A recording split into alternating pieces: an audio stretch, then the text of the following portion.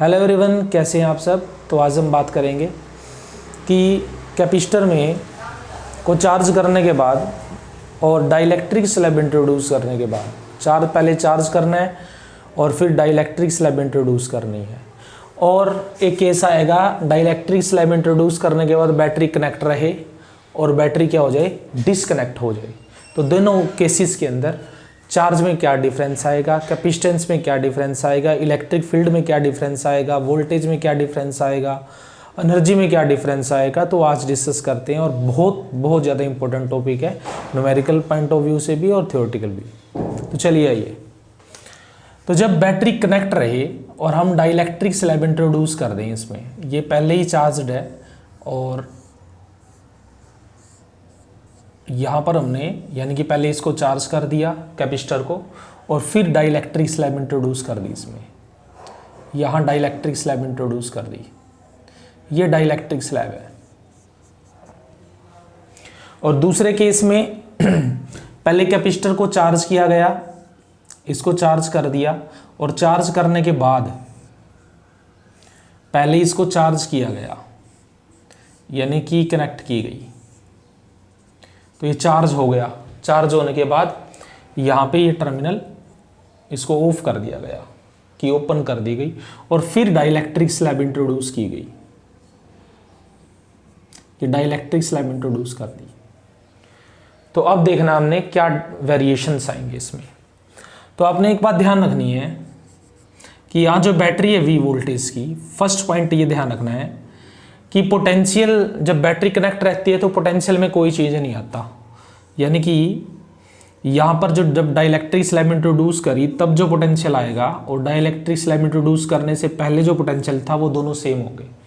ये बहुत important point है कि बैटरी अटैच करने से पहले और बैटरी अटैच करने के बाद का जो पोटेंशियल होगा जब बैटरी कनेक्ट रहेगी तो वो सेम रहेगा, क्योंकि बैटरी कनेक्ट है, ये पोटेंशियल V ही बना के रखेगी। इस केस में आपको ध्यान रखना है कि जब हमने इसको चार्ज कर दिया, जैसे ही हमने इसको चार्ज किया तो इस पे मान लें Q चार्ज आया और जब डाइलेक्ट्रिक स्लैब इंट्रोड्यूस कर दी तो चार्ज तो कहीं नहीं गया ना, वो चार्ज तो उतना ही है जितना इसके ऊपर था पहले। तो यहाँ चार्ज कॉन्स्टेंट रहेगा, Q dash is equal to Q। तो जब बैटरी डिसकनेक्ट हो जाए तो ध्यान रखना है चार्ज कॉन्स्टेंट रहेगा, और जब बैटरी कनेक्ट रहे तो ध्यान रखना है कि पोटेंशियल कॉन्स्टेंट रहेगा। चलिए अब नेक्स्ट बात करते हैं, इलेक्ट्रिक फील्ड में क्या डिफरेंस आएगा। अब हमें पता है कि इलेक्ट्रिक फील्ड जो होता है, इलेक्ट्रिक फील्ड अगर हमने कैलकुलेट करना है तो पोटेंशियल और इलेक्ट्रिक फील्ड में रिलेशन होती है V is equal to ED।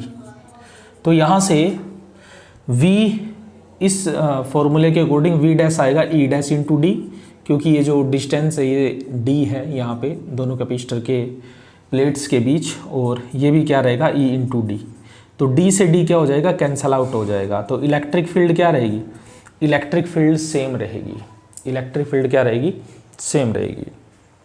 और इसमें यह ध्यान रखना है जब हम इसका डेरिवेशन करते हैं कि जब डाइलेक्ट्रिक स्लैब को इंट्रोड्यूस करते हैं, कैपेसिटर की प्लेट के बीच डाइलेक्ट्रिक स्लैब को इंट्रोड्यूस किया जाता है तो कैपेसिटेंस कितने टाइम्स इंक्रीज हो जाता है, जितने टाइम्स उसका डाइलेक्ट्रिक कांस्टेंट है। तो कैपेसिटेंस जो है C डैश वो किसके इक्वल हो जाएगा, KC के इक्वल हो जाएगा यहाँ पे। फोर्थ केस में चार्ज निकालते हैं। अब हमें पता है कि Q किसके इक्वल होता है, CV के इक्वल होता है। तो C किसके इक्वल हुआ, Q बाई V के इक्वल हुआ। तो इस C डैश को क्या लिख सकते हैं, Q dash by V dash, यहाँ पर K, और इसी को क्या लिख सकते हैं, Q बाई V।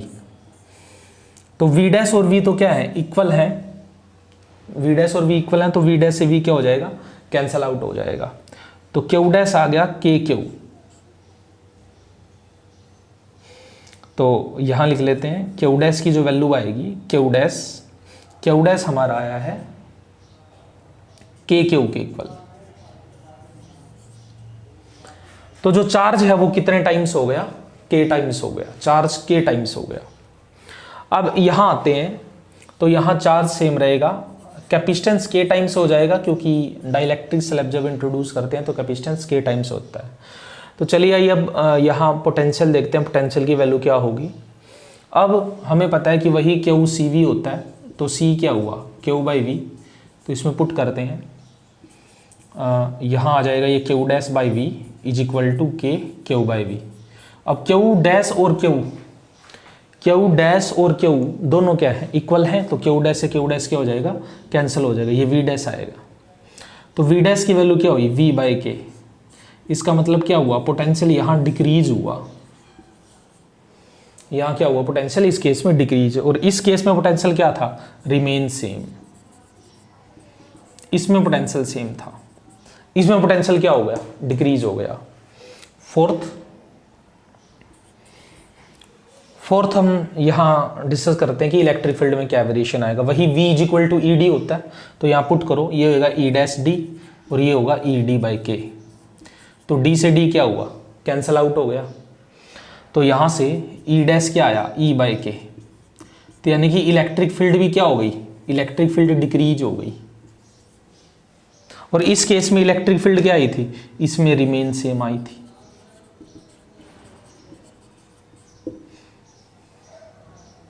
क्लियर है।